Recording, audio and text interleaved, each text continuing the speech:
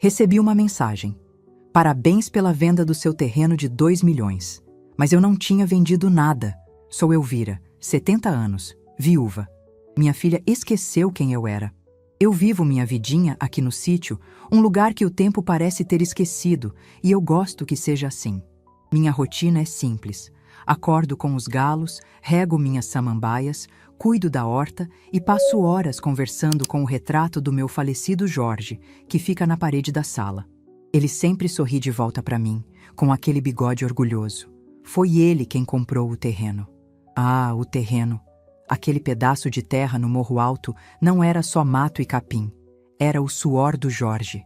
Ele trabalhou a vida inteira, de sol a sol, como motorista de caminhão, economizando cada tostão furado. Elvira, ele me dizia, limpando a graxa das mãos. Um dia eu vou comprar aquele morro, e de lá a gente vai ver o mundo. E ele comprou. Pagou em tantas prestações que eu perdi a conta. Nos últimos 20 anos, o terreno, que era longe de tudo, virou ouro.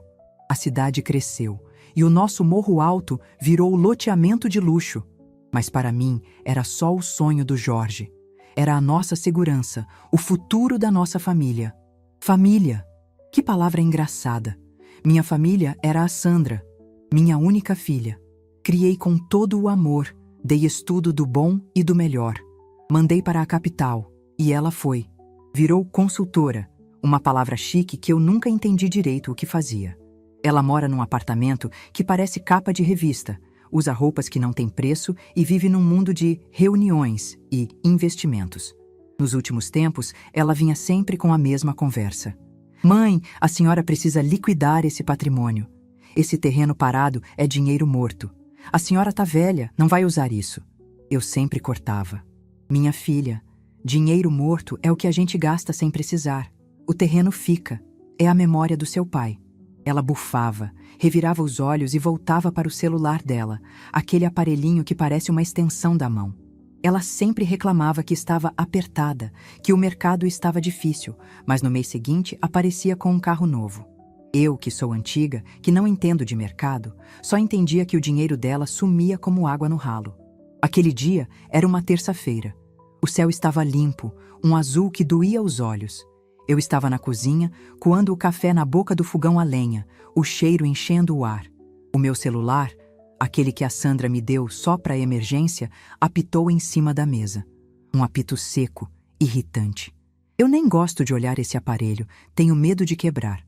Mas algo me disse para pegar. Era uma mensagem. Não era da Sandra. Era um número estranho, com um símbolo de banco ou coisa parecida. Eu apertei os olhos para ler as letrinhas miúdas. Prezada senhora Elvira, parabéns pela conclusão da venda do seu terreno no Morro Alto, matrícula 78.912, pelo valor de 2 milhões de reais. O coador de pano tremeu na minha mão. O café quente quase derramou no meu pé. 2 milhões? Venda? Eu li de novo. E de novo. Parabéns pela venda. Mas eu não vendi nada. O coração disparou. Parecia um bumbo de festa junina batendo descompassado dentro do peito. Isso é golpe, pensei na hora. Aqueles golpes que o rapaz da televisão fala, que mandam mensagem pra gente. Eu respirei fundo, mas o texto mencionava o número da matrícula. Como um golpista ia saber o número da matrícula? Um frio subiu pela minha espinha. Um frio que não tinha nada a ver com o amanhã. Eu não liguei para a Sandra. Alguma coisa, lá no fundo da minha alma, me dizia para não ligar. Eu nem troquei de roupa direito. Catei minha bolsa, aquela de couro batido que o Jorge me deu, enfiei meus documentos, o título do terreno que eu guardava num plástico velho, e peguei o primeiro ônibus para o centro. Desci no ponto do cartório. O mesmo cartório onde eu e Jorge assinamos tudo, há mais de 40 anos. O lugar estava diferente, cheio de vidros, ar-condicionado gelado e umas moças de unha pintada que mal olhavam na cara da gente. Fui até o balcão. O rapaz que me atendeu tinha um brinco na orelha e uma cara de tédio. Pois não, senhora. Eu mostrei o celular.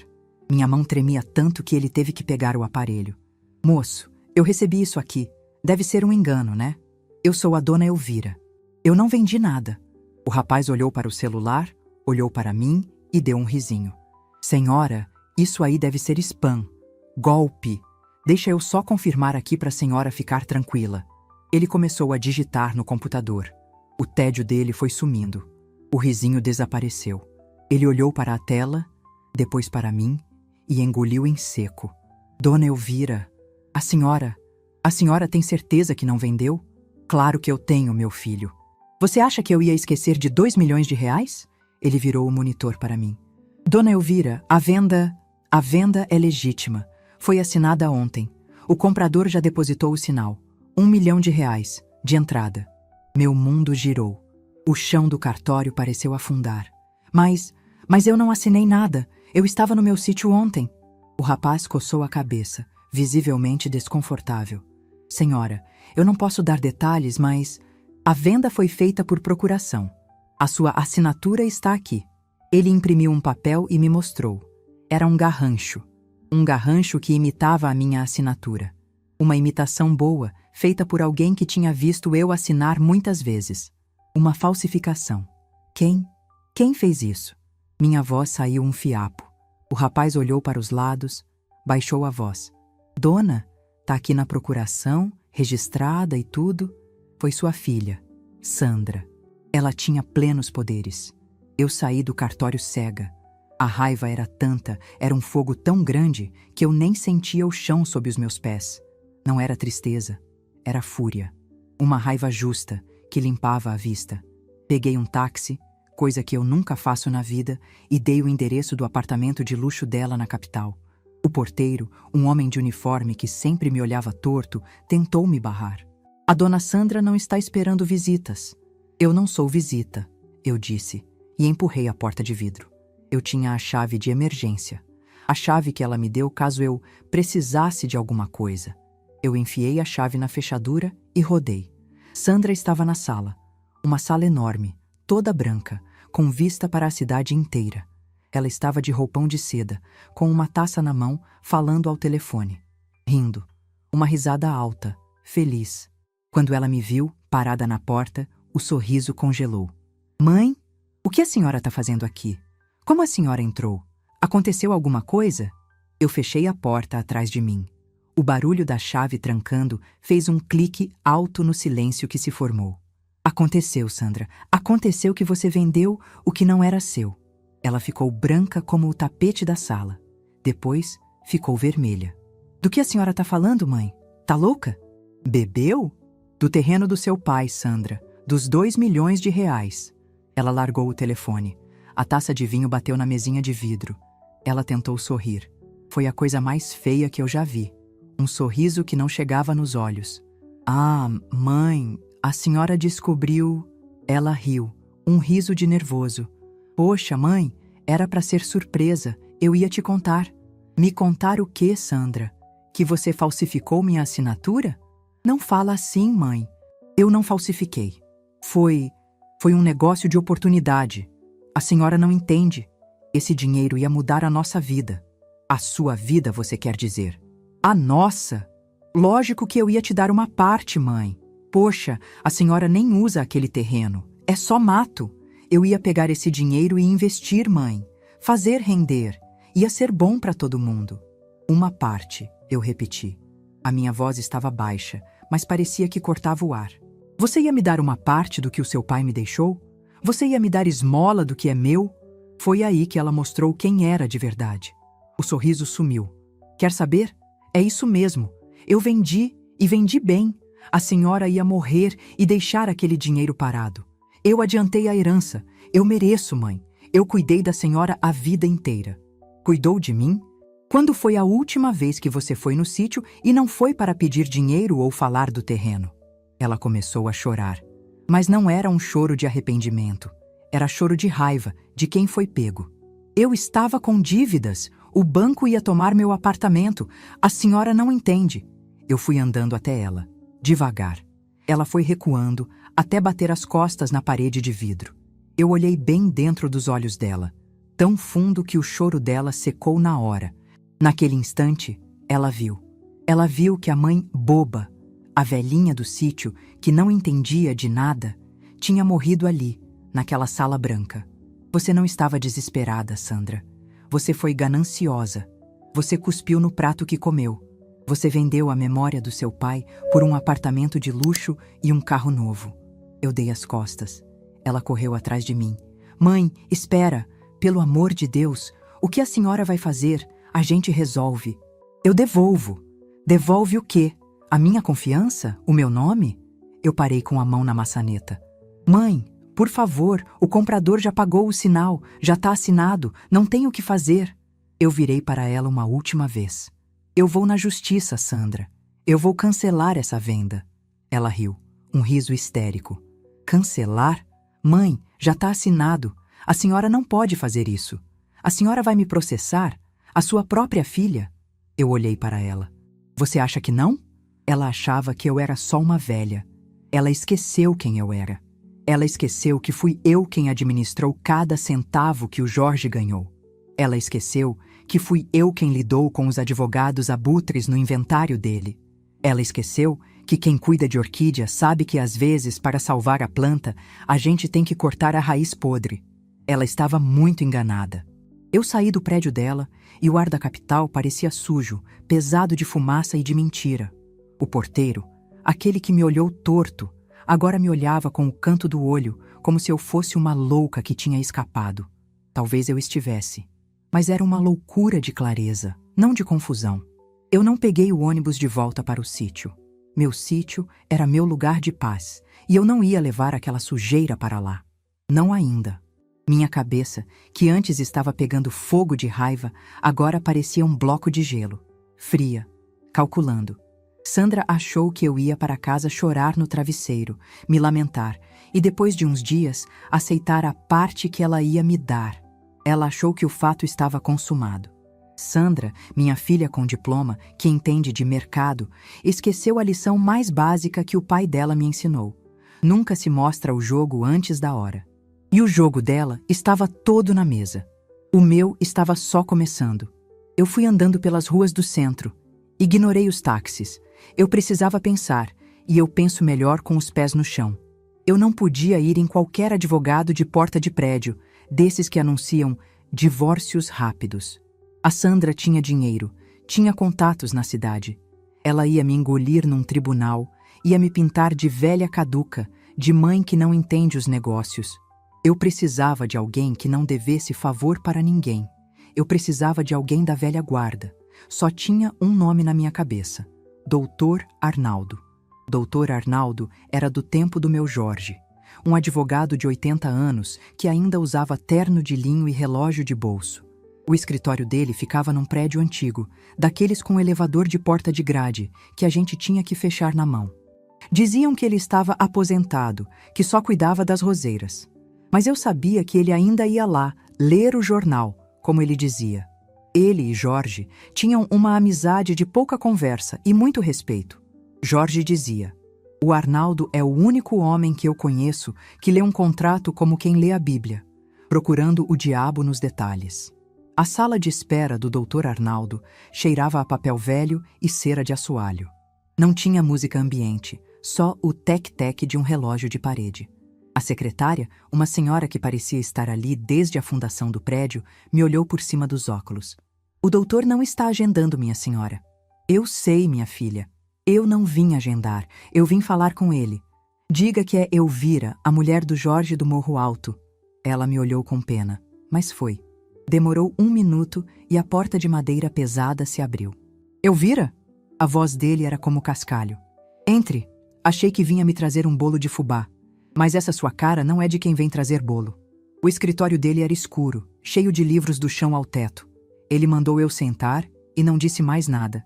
Ele só me observou, com aqueles olhos fundos, enquanto eu abria minha bolsa. Eu não chorei. Eu não gritei. Eu botei o papel do cartório em cima da mesa dele. O papel da venda. Botei o extrato da mensagem do banco e disse com a voz mais firme que eu tinha: "Doutor, a Sandra vendeu o terreno do Jorge, sem minha ordem, falsificou." Ele pegou os papéis, puxou uma lupa da gaveta, leu de novo, tirou os óculos, limpou os óculos, pôs de volta. "Elvira," ele começou devagar. Isso é feio, isso é muito feio." "Eu sei, doutor. Eu quero o terreno de volta." Ele se recostou na cadeira, que rangeu como um aviso. Elvira, vou ser honesto com você. Como eu era com o Jorge. Isso aqui é um pesadelo. Você sabe o que é um terceiro de boa-fé? Eu balancei a cabeça. É o homem que comprou. Ele foi no cartório, viu uma procuração que o cartório aceitou como válida e pagou. A lei protege ele. Ele não tem culpa se sua filha é uma... Continue, doutor. Pode falar. Se sua filha é uma criminosa, ele completou. Se a gente for para a justiça agora, a gente vai gritar fraude. A Sandra vai gritar desespero. O comprador vai gritar prejuízo. O juiz vai botar o terreno sub judice, vai trancar o dinheiro. Isso vai se arrastar por 10, 15 anos. Você vai estar velha, eu vou estar morto, e o terreno vai estar parado, comendo dinheiro de imposto. No final, o juiz pode até anular a venda, mas vai mandar você indenizar o comprador. E a Sandra? Vai declarar falência, dizer que não tem R$1 no nome, e você vai ficar sem o terreno e com a dívida do comprador. Você entende o buraco? Um balde de água fria. Eu senti o peso. 15 anos. Eu não tinha 15 anos para esperar a justiça dos homens. Mas ela falsificou o Dr. Arnaldo. É crime. Sim, estelionato. Falsidade ideológica. Podemos botar ela na cadeia. Você quer botar sua filha na cadeia, Elvira? A pergunta ficou no ar, pesada. Eu olhei para a foto do Jorge, que por acaso estava na mesa dele também, de uma pescaria antiga. Botar a Sandra na cadeia? Eu queria. Naquele momento, eu queria. Mas Jorge não ia querer. E não ia trazer o terreno de volta do jeito certo. Eu quero o que é meu, doutor. Eu quero o sonho do meu marido de volta. Tem que ter outro jeito. Ele suspirou. Elvira, sua filha te deu uma procuração? Nunca. Nem para receber minha aposentadoria. Ela falsificou minha assinatura na procuração e o cartório aceitou. Foi o que o moço disse. Pior ainda. Ou melhor, talvez. Mas ela é sua única herdeira, certo? Sim. Então o advogado dela vai alegar que ela estava antecipando a legítima herança, que você é uma senhora difícil, que não entende de negócios. Eles vão te humilhar, Elvira. Vão dizer que você está gagá. Eu não estou gagá, eu disse, entre dentes. Eu só estava quieta. Pois então, disse ele batendo os dedos na mesa. A gente precisa de algo que prove que ela não estava desesperada, que ela é recorrente, que ela tem um padrão de má fé. A gente precisa de algo que o dinheiro dela não possa comprar e que os advogados dela não possam distorcer. E o que seria isso? Uma prova, um documento, alguma coisa que mostre que ela não tinha direito moral a esse dinheiro, porque legalmente, Elvira, ela é sua herdeira. Ela ia ficar com tudo um dia. O que ela fez foi acelerar o relógio. O jeito que ele falou, acelerar o relógio, me deu um arrepio. Como se ela estivesse me empurrando para a cova mais rápido. Eu agradeci ao Dr. Arnaldo. Ele não me cobrou nada. Vá para casa, Elvira. Pense se você quer essa guerra. E procure qualquer coisa. Qualquer papel velho. Às vezes, o passado tem a resposta. Eu voltei para o sítio. Já era noite. A casa estava fria. O silêncio era tão grande que chegava a zunir no ouvido. Pela primeira vez na vida, eu me senti sozinha naquele lugar. Eu olhei para o retrato do Jorge. E agora, Jorge? O que é que eu faço? Eu não dormi. Fiquei sentada na cozinha, vendo o dia clarear. A fala do Dr. Arnaldo não saía da minha cabeça. Qualquer papel velho. Eu me levantei. Meus joelhos estalaram. Fui até a oficina do Jorge. Era um galpãozinho nos fundos que eu mantinha trancado. A Sandra odiava aquele lugar. Credo, mãe, que cheiro de mofo e graxa. Joga essas tralhas fora. Mas eu nunca joguei. Era o santuário dele. As ferramentas estavam penduradas na parede, exatamente como ele deixou. O cheiro não era de mofo. Era de trabalho, de óleo, de madeira, de suor. Eu fui até a bancada de trabalho dele. Uma tábua de madeira grossa, toda manchada. No canto, havia uma prateleira com latas de parafusos. Eu puxei uma lata de porcas sextavadas. Atrás dela, tinha um pedaço de madeira solto na parede, o esconderijo dele. Lá dentro estava a caixa de metal, uma caixa de biscoitos antiga, de lata, pesada. A Sandra sabia dessa caixa. Ela achava que tinha dinheiro de pinga do pai. Ela nunca se deu ao trabalho de olhar. A consultora de investimentos achava que o pai era um peão ignorante. Ela não sabia que o Jorge, que mal terminou o primário, tinha a contabilidade mais organizada que muito banco por aí. Eu levei a caixa para a mesa da cozinha. O sol estava nascendo e uma luz dourada entrou pela janela. Eu abri a tampa. Em cima, um monte de papéis de cigarro onde ele anotava coisas. E embaixo estava o poder redescoberto que o Dr. Arnaldo falou. Não era dinheiro, eram cadernos. E um maço de papéis presos com um elástico velho que se partiu quando eu toquei. Eram notas promissórias. Eu arregalei os olhos. Eu lembrava vagamente disso. Cada vez que a Sandra vinha com uma oportunidade de investimento, um curso no exterior, ou precisava trocar de carro para impressionar cliente, Jorge dava o dinheiro. Mas ele, na frente dela, pegava um papel e dizia: "Assina aqui, filha. É só pro forma, pra gente não esquecer." E ela assinava rindo. Rindo do pai caipira e seu controle besta. Ela assinou quando pegou dinheiro para dar entrada no apartamento de luxo. Ela assinou quando pegou dinheiro para a primeira viagem a Nova York. Ela assinou quando pegou dinheiro para abrir a consultoria, que vivia no vermelho. Eu comecei a separar os papéis na mesa, um por um. Os valores eram altos. O Jorge não era bobo. Ele botava juros, juros de pai. Mas botava. E então eu achei o caderno. Um caderno de capa preta.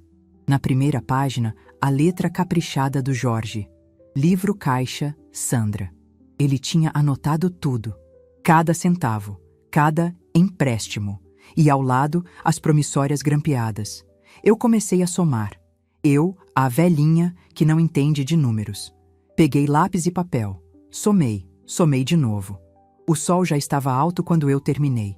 O valor que a Sandra devia ao espólio do Jorge. O que ela já tinha pego em vida, com juros simples. Passava de R$1.200.000. Ela não estava antecipando a herança. Ela já tinha comido a herança inteira. E mais um pouco. O terreno de 2 milhões, a parte dela já não existia. Ela estava vendendo o que era meu. A minha metade de viúva e o que ela já tinha gasto. Eu olhei para aqueles papéis. Aquilo não era só papel. Era a prova. Era a munição que o Dr. Arnaldo disse que eu precisava. A Sandra não era uma filha desesperada. Ela era uma devedora. Uma devedora antiga, recorrente e de má fé. Naquele momento, eu senti uma coisa que eu não sentia há anos, desde que o Jorge morreu. Eu senti o chão firme debaixo dos meus pés. Eu não era mais a dona Elvira, a velhinha do sítio. Eu era Elvira, a viúva de Jorge, a guardiã do seu legado. E eu estava sendo subestimada há tempo demais. Todo mundo olhava para mim e via uma senhora frágil, de cabelo branco, boa para fazer café. A Sandra olhava para mim e via um obstáculo, uma coisa velha que tinha que ser contornada para ela pegar o dinheiro. Eles me trataram como um móvel antigo da casa. Útil, mas que não se mexe e não opina. Mas quem cuida de orquídea, como eu cuido, sabe de uma coisa: as flores mais bonitas e mais fortes nascem das raízes que parecem secas, mortas. Acharam que, porque a minha casca enrugou, o meu miolo tinha amolecido. Esqueceram que aço de verdade não enferruja. Ele só fica mais afiado com o tempo. Meu plano começou a se formar ali, na mesa da cozinha, com o cheiro do café se misturando ao cheiro do papel velho. A Sandra queria jogar o jogo do mercado. Ela usou um cartório, usou a lei a seu favor. Pois bem, eu ia usar também, mas eu não ia atacar a venda. Não ainda. Isso era o que ela esperava. Eu ia fazer o que o Jorge teria feito. Eu ia cobrar a dívida. Peguei o telefone. Liguei para o Dr. Arnaldo. Dona Elvira? Já pensou? Ele atendeu com a voz sonolenta. Pensei, doutor. E eu achei. Achei os papéis velhos. E o que são? R$1.200.000 em notas promissórias, assinadas por ela. O senhor acha que isso ajuda? Houve um silêncio tão grande do outro lado da linha que eu achei que ele tinha dormido. Elvira, ele disse, e a voz dele não era mais de cascalho, era quase uma risada. Ajuda? Minha senhora, isso não ajuda, isso ganha. Ótimo, eu disse, porque eu não quero só anular a venda. Eu quero que a Sandra e quem comprou dela aprendam que não se brinca com a memória do meu marido. O senhor está pronto para trabalhar, doutor? Elvira, por uma causa dessa, eu saio até da aposentadoria. Eu tinha um plano. Não era um plano de vingança, era um plano de justiça. A Sandra achava que estava lidando com a mãe boazinha que fazia bolo. Ela ia descobrir, da pior maneira, que estava lidando com a mulher que administrou cada centavo que o Jorge ganhou e construiu um império do nada. O primeiro passo não seria no fórum, seria no banco. E o segundo seria descobrir exatamente quem era o terceiro de boa-fé que comprou o terreno. Porque, no meu tempo, negócio de oportunidade, feito às pressas, com assinatura falsificada, tinha outro nome. E geralmente, o comprador sabe exatamente o que está fazendo. Sandra achou que tinha dado o bote final.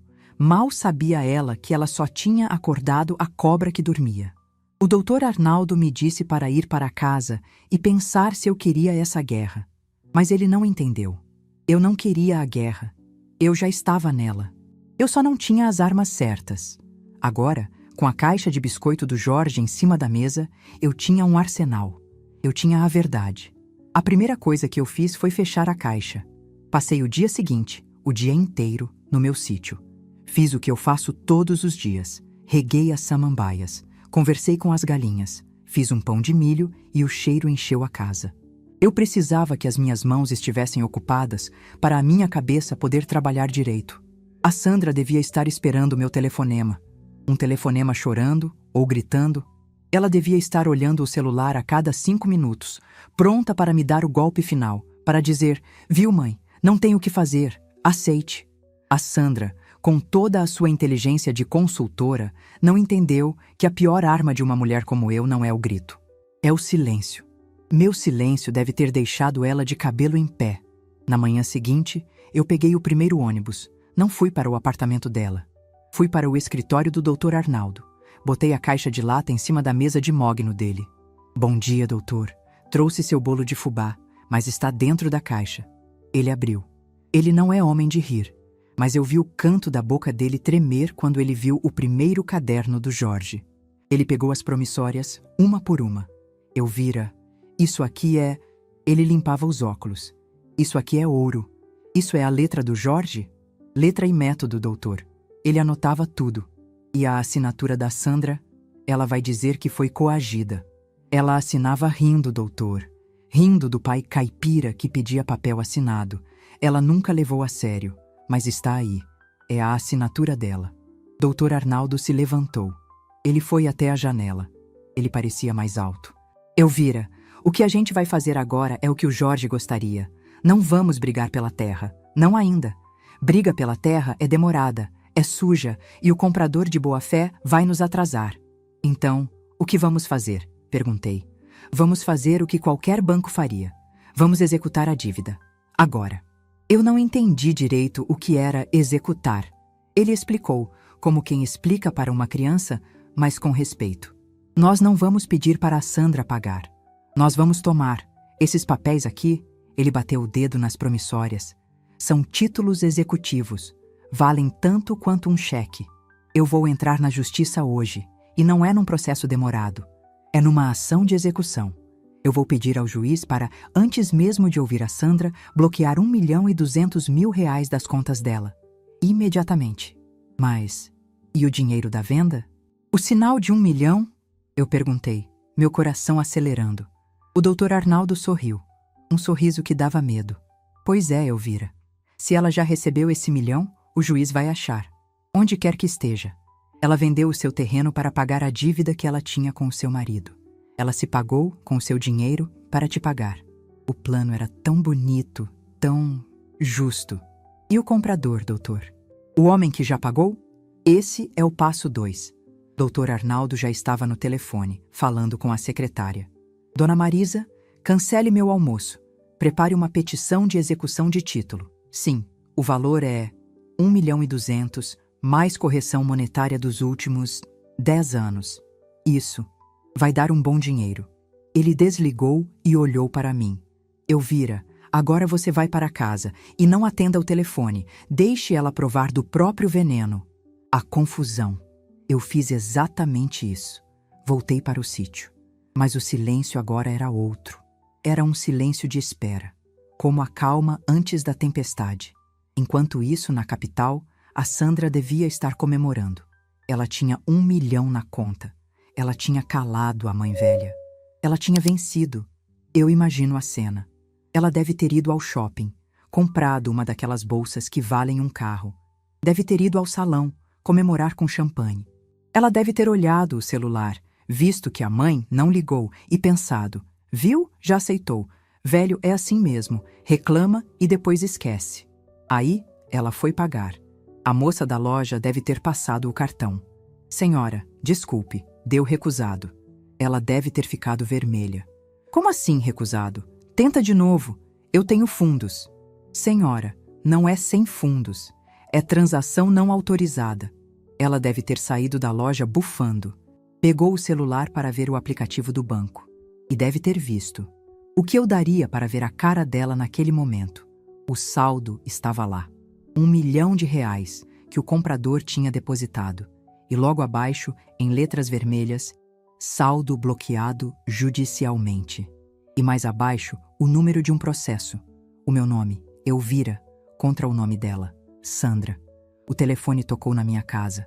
1 vez, 2, 10, 20 vezes. O nome Sandra brilhava na tela do aparelho. Eu estava vendo minha novela, tomando meu chá de erva cidreira. O som do telefone tocando parecia música. A confusão dela era o meu primeiro pagamento. Ela não estava entendendo nada. Ela ligou para o advogado dela, o de gravata bonita. Doutor, minha mãe me processou. Ela quer anular a venda. E o advogado, puxando no sistema, deve ter ficado confuso também. Não, Sandra, não é sobre a venda. Espera aí. São notas promissórias? 1.200.000? Sandra, que dívida é essa? E ela, que dívida? Não tem dívida. É uns papéis velhos do meu pai. Isso não vale nada. É da época que ele era vivo. Sandra, o advogado deve ter dito, pela lei, vale. E vale muito. O seu dinheiro está bloqueado. Você não mexe em 1 centavo até pagar sua mãe. Aí, o telefone parou de tocar. Eu sabia o que vinha a seguir. O desespero. Dito e feito. 2 horas depois, o carro dela cantou pneu na porteira do sítio. Ela desceu batendo a porta. Ela não estava mais com a roupa de seda. Estava com a roupa de consultora, mas o cabelo estava despenteado. O rosto estava vermelho, manchado de rímel. Eu saí na varanda, com minha xícara de chá na mão. Perdeu alguma coisa, minha filha? O que a senhora fez? Ela gritou. Um grito que fez os cachorros do vizinho latirem. A senhora me roubou. Eu quase ri. Eu te roubei? Que engraçado. Achei que a ladra aqui era você. Aquele dinheiro era meu. Era o pagamento do meu negócio. A senhora não tinha esse direito. Seu negócio? Você chama vender o que é meu, falsificando minha assinatura de seu negócio? A senhora é uma velha. O que são aqueles papéis? O papai tá morto. Aquilo não vale nada. Vale 1.200.000, Sandra, eu disse com calma. Mais juros. E correção. Ela parou. Ela percebeu que gritar não ia adiantar. Ela tentou a outra tática, o choro. Mãe, pelo amor de Deus, a senhora não entende. Esse dinheiro eu já tinha comprometido. O banco ia tomar meu apartamento. O senhor Bastos, o comprador, ele vai me processar. Ah, o senhor Bastos, eu disse tomando um gole do chá. Chegamos nele. Eu tinha feito minha lição de casa. Enquanto o doutor Arnaldo entrava com a execução, eu pedi para ele puxar quem era o comprador. Grupo Imobiliário Novo Horizonte. Um nome chique. Mas o doutor Arnaldo descobriu o endereço. Não era na avenida principal. Era numa salinha, em cima de uma padaria, num bairro comercial caindo aos pedaços. No dia que fui ao doutor Arnaldo, eu peguei um desvio. Fui até lá. O cheiro de pão doce era bom.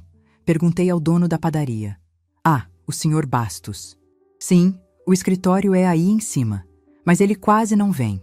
É um homem apressado. Eu entendi na hora. Não era um terceiro de boa-fé. Era um especulador, um rolo.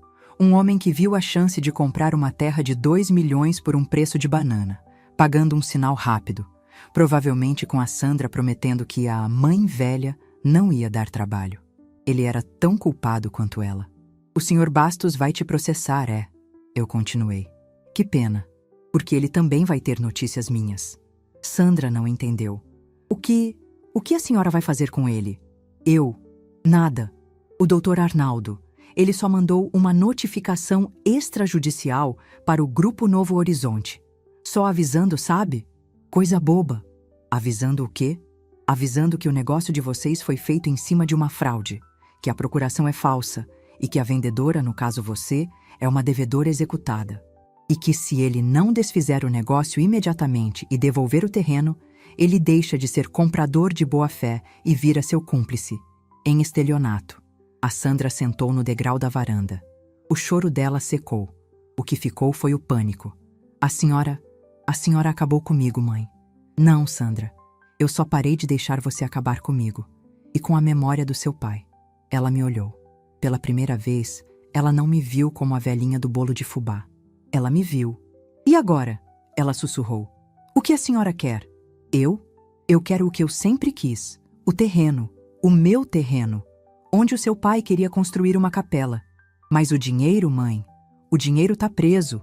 O Sr. Bastos não vai querer desfazer o negócio se ele não receber o sinal de volta. E eu não posso devolver. A senhora bloqueou. Eu sorri. A ironia era deliciosa. Pois é. Que sinuca de bico, hein, minha filha? Você vendeu uma coisa que não era sua para pagar uma dívida que você fingiu que não tinha. E agora o dinheiro da venda virou o pagamento da dívida. Mas isso não é justo, ela gritou, voltando a si. Aquele dinheiro das promissórias era presente. O papai me dava.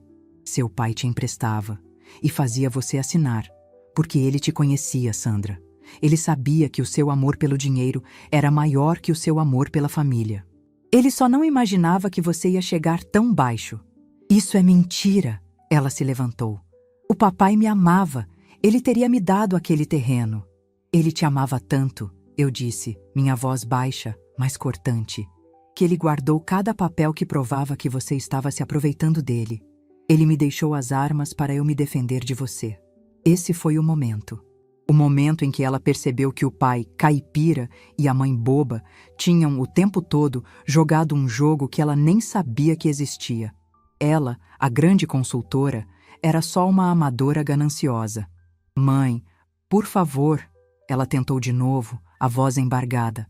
O que eu faço? O Sr. Bastos, ele é perigoso. Ele não vai aceitar perder 1 milhão. Ele não perdeu 1 milhão. Ele pagou 1 milhão para a dona da terra. Eu. O dinheiro que ele te deu agora é meu, por direito da dívida que você tinha com o seu pai. O sinal que ele pagou quitou a sua dívida comigo. Mas, e o terreno? Ele pagou o sinal do terreno? Exatamente. Ele pagou 1 milhão pelo terreno, mas ele pagou para a pessoa errada. Agora ele tem 2 opções. Ou ele me paga o outro 1 milhão que falta e a gente vê se eu quero vender para ele. Ou eu me aproximei dela. Ele aceita que perdeu o sinal para uma golpista que era você e desiste do negócio. E você, Sandra? Você vai ter que me pagar o que falta. O que falta? 1.200.000. O Dr. Arnaldo calculou. O sinal era 1 milhão. Você ainda me deve 200 mil reais. E o seu apartamento de luxo? Ele é uma beleza para pagar o que falta. O mundo dela ruiu ali, na minha varanda empoeirada. Ela me olhou com ódio, um ódio que eu nunca tinha visto. Não era mais a filha gananciosa, era uma inimiga. A senhora não vai fazer isso, ela rosnou. A senhora não vai tomar meu apartamento. Eu vou tomar o que é da memória do seu pai, Sandra. Cada centavo que você tirou dele rindo. Eu me virei e entrei em casa, fechando a porta de tela. O clique da porta foi suave, mas para mim soou como a batida de um martelo num tribunal. A execução silenciosa estava completa. O dinheiro estava seguro. O comprador estava encurralado. E a Sandra estava exatamente onde ela me colocou, sem nada e devendo. Amanhã seria um novo dia. Seria o dia de encontrar o Sr. Bastos. E eu estava ansiosa por isso. A Sandra saiu do meu sítio no rastro da poeira e da fumaça, o carro cantando pneu na terra batida. Ela não me ligou. Eu sabia que ela não ia ligar. Ela não estava arrependida. Estava encurralada. Ela não foi para casa chorar, ela foi para o escritório do advogado dela, o de gravata bonita, tentar achar uma brecha. Ela foi tentar achar um jeito de provar que o pai era generoso e não um credor. Eu dormi. Pela primeira vez em muitas noites, eu dormi de verdade. O sono dos justos, como dizia o Jorge. Acordei com o cheiro do orvalho e o barulho da máquina de café. Eu sabia que aquele dia era o dia do Sr. Bastos. Dr. Arnaldo me ligou logo cedo. A voz dele estava animada. Para um homem de 80 anos, animado significava que ele não tinha comido mingau de aveia, tinha comido pimenta. Elvira, nossa notificação foi entregue ontem ao Grupo Novo Horizonte. E como eu imaginei, o Sr. Bastos não é do tipo que espera a justiça. Ele é do tipo que resolve no grito. Ele está vindo. Vindo? Para cá? Para o sítio? Exato. O advogado dele me ligou 5 minutos atrás, bufando. Disse que o cliente dele estava indignado e ia resolver pessoalmente com a senhora. Pois que venha, eu disse, olhando minhas samambaias. A casa é de paz, mas quem mora nela não é boba. O senhor vem, doutor? Elvira, ele riu, um som seco. Eu não perderia isso por nada. Já estou no carro, levo os papéis. Eu nem me arrumei. Fiquei com meu vestido de chita de ficar em casa. Botei a mesa na varanda. Passei um café fresco. Cortei um pedaço de bolo de milho. Se íamos ter uma guerra, que fosse bem alimentada. Não demorou. Um carro preto, que não combinava com a estrada de terra, parou bruscamente na minha porteira. Era um desses carros altos, que parecem um trator de luxo. A poeira vermelha cobriu o carro, como se a terra o estivesse engolindo.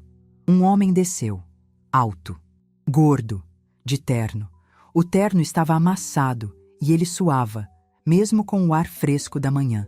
Ele não parecia um terceiro de boa-fé. Ele parecia um agiota de filme antigo. Era o Sr. Bastos. E, para minha surpresa, do banco do passageiro, desceu a Sandra, pálida, os olhos inchados. Ela não me olhou. Ela parecia um cachorro que apanhou e foi obrigado a voltar para o dono. O Sr. Bastos veio marchando até a varanda, pisando duro nas minhas margaridas. Dona Elvira? Ele não perguntou, ele afirmou. A voz era grossa, de quem fuma muito. Sou eu. Aceita um café, Sr. Bastos? E você, Sandra? Parece que não dorme há dias. O Dr. Arnaldo, que tinha chegado minutos antes e estava sentado numa cadeira de balanço, se ajeitou. Bom dia, Sr. Bastos. Eu sou o Arnaldo, o advogado da senhora Elvira. Bastos ignorou o doutor. Ele botou o dedo na minha cara. Um dedo grosso, com um anel de ouro. Escuta aqui, velha. Eu não sei que joguinho você e sua filha estão fazendo, mas eu paguei. Eu paguei R$1 milhão. A terra é minha, e eu quero o resto dos papéis. Eu olhei para o dedo dele. Depois olhei para a cara dele. Primeiro, eu disse, calma. O senhor abaixa esse dedo. Na minha casa, quem aponta o dedo sou eu. Segundo, o senhor não pagou nada. O senhor deu R$1 milhão para ela. Eu apontei para a Sandra, que se encolheu. O senhor foi enganado. Ou melhor, o senhor entrou no golpe. Bastos ficou roxo. Como é que é? Você tá me chamando de golpista? Eu sou um empresário. Eu comprei na lei. Eu tenho uma procuração. Foi a vez do Dr. Arnaldo falar. Ele nem se levantou. Senhor Bastos, o senhor tem uma falsificação. Uma procuração nula de pleno direito. O tabelião que aceitou já foi notificado e vai responder a um processo administrativo por isso. A sua compra não vale o papel em que foi escrita. Mas eu paguei o dinheiro, eu quero meu dinheiro de volta, ele gritou. Pois então, disse Arnaldo, abrindo a pasta de couro velha no colo. O seu dinheiro, como o senhor sabe, está bloqueado, pela justiça, para pagar uma dívida anterior da sua vendedora. Bastos olhou para a Sandra com um ódio que eu nunca vi. Que dívida? Você me disse que não tinha dívida. Você me disse que o dinheiro era livre. Sandra tentou falar. Bastos, eu não sabia. Meu pai... Seu pai o quê? Ele rosnou. Foi aí que a casa caiu. A tentativa frustrada deles de me intimidar tinha acabado. Agora era a vez da revelação. Ela devia ao pai dela, eu disse, minha voz cortando o ar. Ela devia R$1,2 milhão, em notas promissórias. assinadas, com juros. Bastos parou. O choque foi visível. Ele é um homem de números. Ele entendeu a matemática na hora. 1.200.000? Exato, disse Arnaldo. O seu sinal de 1 milhão foi uma bênção. Cobriu quase tudo. A justiça foi rápida em penhorar.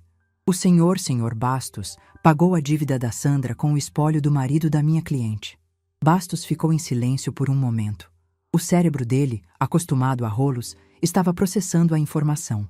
Ele me olhou. Ele não me via mais como uma velha. Ele me via como uma oponente. E o que eu ganho com isso? Ele disse mais baixo. Nada, eu respondi. Como assim nada? Eu perdi 1 milhão. O senhor investiu 1 milhão, corrigiu o doutor Arnaldo. Investiu na senhora Sandra, o senhor que cobre dela. A minha cliente, dona Elvira, não tem nada a ver com o seu mau negócio. Aí, o verniz de empresário do senhor Bastos caiu. Ele se virou para a Sandra. Sua vagabunda, você me enganou, você me meteu numa armadilha. Eu não. Sandra começou a chorar. Você disse que a velha era senil. Você disse que ela estava num asilo, que era só pegar a assinatura. Você me usou para pagar dívida antiga? E ali, na minha varanda, a verdade toda foi revelada. Não por mim, por ele. Ele não era um terceiro de boa-fé. Ele era um cúmplice. Ele sabia que a venda era torta. Ele sabia que eu estava sendo enganada. Ele só não sabia que a Sandra era uma devedora. Um asilo, Sandra? Eu perguntei. O meu coração, que estava frio, sentiu uma pontada. Você disse que eu estava num asilo? Sandra não respondeu. Ela soluçava. Vocês dois são farinha do mesmo saco, eu disse, me levantando. O bolo de milho continuava intacto. Vocês acharam que iam fazer o negócio da China. Você, senhor Bastos, viu um terreno de 2 milhões sendo vendido na pressa. Achou que ia pagar 1 milhão de sinal e depois enrolar o resto, não é? O senhor é um especulador, um urubu. O senhor não é melhor que ela. Dona Elvira? O doutor Arnaldo me interrompeu com um brilho nos olhos. O senhor Bastos tem razão. Ele perdeu 1 milhão, mas ele tem uma chance de não perder mais. Bastos olhou para ele. Como assim? É simples, disse Arnaldo. O senhor vai assinar agora, de livre e espontânea vontade, um distrato. Um documento que diz que o senhor desiste da compra, que o negócio está anulado. Em troca, a dona Elvira, na sua infinita bondade, desiste de processar o senhor por estelionato e cumplicidade em fraude. O queixo do senhor Bastos caiu. Me processar? Eu que sou a vítima. Vítima? Eu ri. Vítima que se encontra com a vendedora às escondidas? Vítima que aceita uma procuração falsificada sem nem querer ver a velha senil que está vendendo? O doutor Arnaldo foi no seu escritório, senhor Bastos, em cima da padaria. O dono da padaria disse que o senhor só faz negócio de rolo. O senhor não tem cara de vítima. O senhor tem cara de quem foi pego. O choque dele foi total. O descrédito. A velhinha do sítio, a senil, tinha feito uma investigação. Ele olhou para o doutor Arnaldo, olhou para mim, olhou para a Sandra. E ele percebeu que o único caminho de saída era pela porta que a gente estava abrindo. Me dá o papel, ele rosnou. Doutor Arnaldo, como um mágico, tirou o distrato da pasta. Já estava pronto. Bastos pegou a caneta. A mão dele tremia de raiva. Ele assinou com tanta força que quase rasgou o papel. Ele jogou a caneta na mesa. E o meu dinheiro? Ele olhou para a Sandra. 1 milhão que eu te dei. Sandra olhou para mim, desesperada. Mãe, o dinheiro? Tá com a senhora? Devolve para ele. Eu balancei a cabeça. Não, minha filha, o dinheiro está com a justiça, pagando a sua dívida, a dívida do seu pai. O senhor Bastos agora é seu credor. Vocês dois que se entendam. Eu me virei para o senhor Bastos. O senhor perdeu 1 milhão, mas ganhou um aprendizado. Nunca subestime a memória de um homem bom como o meu Jorge. E nunca, nunca mesmo, ache que uma mãe que cuida de orquídea não sabe cortar raiz podre. Ele me olhou, sem ódio, quase com respeito. Um respeito de bandido para bandido. Ele assentiu. Sandra, você tem 24 horas para me pagar. Ou você vai descobrir o que é um Grupo Novo Horizonte de verdade. Ele entrou no carro de luxo, deu ré com raiva, atropelando o resto das minhas flores e sumiu na poeira. O silêncio ficou. Só se ouvia o choro da Sandra. Um choro feio, de autodestruição. Ela estava sozinha, devendo 1 milhão para um agiota perigoso. E ainda me devendo 200 mil reais. E agora, mãe? Ela sussurrou, o rosto manchado. O que eu faço? Ele vai me matar. Eu não sei, Sandra. O que você vai fazer?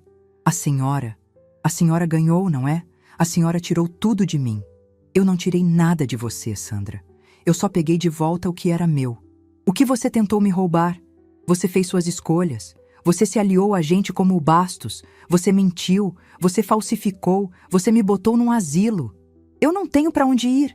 Ele vai tomar meu apartamento. Ela gritou. Eu também, eu disse baixinho. O quê? Eu também vou tomar seu apartamento, Sandra, eu disse olhando para o horizonte. O Dr. Arnaldo entra com a execução do restante da dívida hoje. Os 200 mil que faltam. Mais os honorários dele. O seu apartamento de luxo, que você comprou com o dinheiro do seu pai, vai voltar para a família. Ela me olhou, incrédula. O choro dela parou. O que ficou foi um vazio. Ela finalmente entendeu. A mãe boba não estava apenas se defendendo. A mãe boba estava cobrando cada centavo, cada mentira. O poder não era o dinheiro, o poder não era o terreno, o poder era a verdade. E a verdade, como o sol da manhã, estava queimando tudo o que era falso. Como a senhora pode? Ela perguntou. Eu sou sua filha. E você, Sandra? Você era minha filha quando falsificou minha assinatura? Você era minha filha quando me chamou de senil para um estranho? Você era minha filha quando vendeu a memória do seu pai? Eu peguei a xícara de café, que já estava fria. Acabou, Sandra. A sua vida de consultora acabou. O apartamento acabou. O dinheiro fácil acabou. A senhora vai me deixar na rua? Eu vou te dar uma escolha, eu disse. E aquela foi a última gota de misericórdia que eu tinha. Você pode voltar para o sítio. Tem o quarto dos fundos, o do Jorge. Você pode me ajudar na horta e a criar galinha. E com o seu trabalho, você paga o que deve ao Sr. Bastos, se ele aceitar. Ou você pode sumir. Mas o apartamento, você perde. Eu não estava oferecendo perdão. Eu estava oferecendo a realidade. A nova dinâmica de poder estava estabelecida. Ela não era mais a filha de luxo. Eu não era mais a mãe boba. Eu era a dona da terra, a dona do dinheiro e a dona da história. E ela era só a devedora. Ela ficou lá, parada na varanda, enquanto eu entrava em casa para lavar a louça do café. A Sandra ficou ali, parada. O choro dela secou, e o que sobrou foi uma casca vazia, com os olhos fundos de quem viu o abismo. O sol da manhã começou a esquentar, e ela parecia uma estátua de sal, derretendo na minha varanda. Ela não era mais a consultora de luxo. Ela não era mais a filha. Ela era um problema que tinha que ser resolvido. O Dr. Arnaldo se levantou. A cadeira de balanço parou de ranger. Ele ajeitou a pasta de couro, me olhou com um respeito que eu não via nos olhos de um homem desde que o Jorge se foi e apenas assentiu com a cabeça. Eu vira. Meu trabalho aqui na varanda terminou. O resto é no fórum. O senhor toma mais um café, doutor? Eu perguntei já sabendo a resposta. Não, minha senhora. Hoje não. Hoje eu tenho que ir para a cidade executar um apartamento. Ele nem olhou para a Sandra. Ele passou por ela como se ela fosse um vaso quebrado. Ele entrou no carro velho dele, que pegou no tranco, e sumiu devagar pela estrada. Ficamos só nós duas. O silêncio era pesado. Eu podia ouvir os grilos, mesmo de dia. Eu me virei e entrei em casa. Peguei a xícara que o Sr. Bastos tinha recusado e a que a Sandra não tinha tocado, e fui para a cozinha lavar a louça. A água fria correndo nas minhas mãos me trazia de volta para a realidade. Eu ouvi o barulho da porta de tela rangendo. Sandra estava parada na porta da minha cozinha. A cozinha simples, com panela de ferro no fogão a lenha e chão de cimento queimado. O oposto exato da cozinha dela, toda branca e de inox, que ela me mostrou uma vez com tanto orgulho. Eu não tenho para onde ir, ela sussurrou. A voz estava rouca. O Bastos, ele não estava brincando, mãe. Ele vai me achar. Eu sei, eu disse, sem parar de esfregar o pires. Homens como ele não brincam, eles só cobram. Ele vai tomar meu carro. Ele não pode tomar seu apartamento, Sandra, eu interrompi. O Dr. Arnaldo já vai estar na porta do juiz. O apartamento é meu, ou melhor, é do espólio do seu pai, para pagar o que você ainda deve. Ela entendeu a frieza daquilo. Ela não tinha mais nada, nenhum bem. O carro de luxo, o apartamento, tudo estava comprometido. Ela estava com uma mão na frente e outra atrás, e uma dívida de 1 milhão com um agiota. O que eu faço? Ela repetiu. Eu já te disse. Tem o quarto do Jorge, nos fundos. A enxada está no galpão. O mato na horta está alto. Você pode começar por lá. Ela me olhou com nojo. A senhora quer que eu capine? Eu quero que você pague o que deve. Não a mim, a si mesma e ao Bastos. Você pode trabalhar aqui. Eu não vou te pagar um salário, claro. Mas o que a gente vender a mais na feira, de verdura, de ovo, de pão, eu dou na sua mão. Você junta. E um dia, talvez, você pague aquele homem. Foi a escolha que eu dei. A humilhação de voltar a ser a filha da caipira, ou o perigo de enfrentar o mundo que ela mesma criou. Ela ficou ali, parada, por mais 1 minuto. Então, ela virou e saiu pela porta dos fundos. Eu não a segui. Eu ouvi os passos dela na terra, indo em direção ao galpão. A nova realidade foi se instalando devagar. Nos primeiros dias, a Sandra era um fantasma de raiva. Eu a ouvia quebrar as unhas na terra e chorar de frustração. Ela, que só sabia teclar em celular, não sabia segurar um cabo de enxada. As mãos dela, antes macias de creme caro, encheram de bolhas, depois de calos. Ela não falava comigo, e eu não falava com ela. A gente se encontrava na cozinha. Eu fazia o café, ela comia em pé, em silêncio, e saía para a horta ou para o galinheiro. O cheiro dela mudou. Não era mais perfume francês. Era cheiro de suor, de terra, de mato. O Sr. Bastos? Ah, ele aprendeu a lição dele. O Dr. Arnaldo me contou que ele tentou entrar na justiça contra mim, dizendo que foi lesado. O juiz, um homem antigo também, riu na cara do advogado dele. O distrato assinado era a prova final. Bastos perdeu 1 milhão. 1 milhão que, na verdade, nunca saiu da família. 1 milhão que voltou para o dono, que era o espólio do Jorge. O Grupo Novo Horizonte fechou a salinha em cima da padaria. O padeiro me contou que o Bastos sumiu do mapa, devendo 3 meses de aluguel. Ele aprendeu, da forma mais cara, que não se faz negócio com assinatura de velha senil sem antes verificar se a velha está mesmo senil. E o apartamento? O Dr. Arnaldo foi rápido. Em menos de 2 meses, o apartamento de luxo, todo branco, foi leiloado. Foi vendido por um bom preço. Pagou os 200 mil que a Sandra ainda devia. Pagou os honorários do Dr. Arnaldo e ainda sobrou um bom dinheiro. Eu podia ter pego esse dinheiro. Podia ter comprado um carro novo, reformado o sítio, mas eu olhei para o Morro Alto. O terreno estava lá, quieto, salvo. O que o Jorge queria com aquele terreno? Segurança. E o que ele queria fazer lá? Um dia, Elvira, eu ainda levanto uma capelinha ali para agradecer. Mas eu conhecia meu Jorge. A fé dele não era de igreja, era de trabalho. Peguei o dinheiro que sobrou do apartamento. Fui na escola técnica da cidade.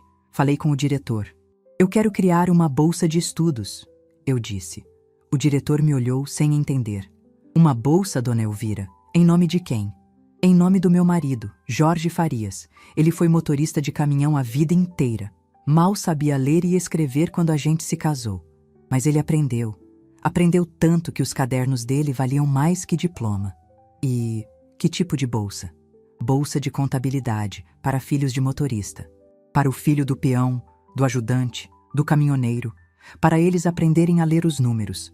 Para eles nunca, nunca na vida, serem enganados por um papel. E para eles, nunca precisarem enganar ninguém para ter o que é seu. A Bolsa Jorge Farias virou a coisa mais falada na região.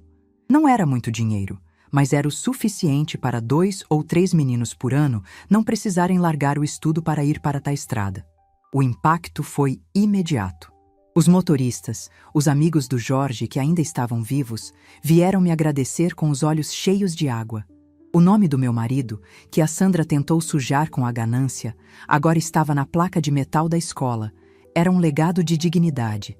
A minha jornada, eu penso muito nela quando rego minhas samambaias. Eu não mudei. Eu continuo sendo a Elvira. Mas eu acordei. Eu passei anos achando que, porque eu era mãe, eu tinha que ser boba. Porque eu era idosa, eu tinha que ser invisível. Porque eu era viúva, eu tinha que ser frágil. Eu não era nada disso, eu só estava quieta.